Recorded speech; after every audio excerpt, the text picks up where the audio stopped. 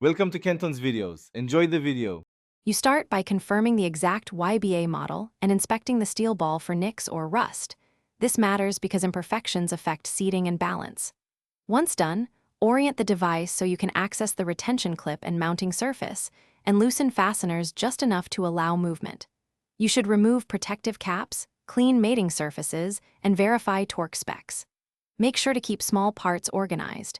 You'll need them immediately in the next steps. You place the steel ball into the housing and apply even pressure so it seats without binding.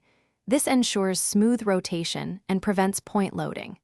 Then hand tighten retaining hardware, check alignment, and use a torque wrench to bring fasteners to the manufacturer's specified values. This prevents loosening or crushing. Once torqued, cycle the mechanism slowly to test movement and adjust lateral position within 1 to 2 millimeters to eliminate. You complete installation by securing covers and performing a controlled run-in. Cycle the assembly 20 to 50 times, watching for heat, noise, or binding. This breaks in surfaces and stabilizes fit. After the run-in, recheck torque values and perform a final alignment inspection. This ensures long-term reliability.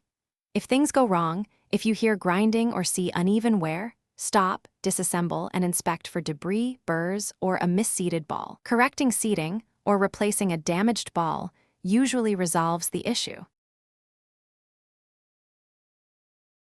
Thanks for watching. Consider subscribing if we helped you.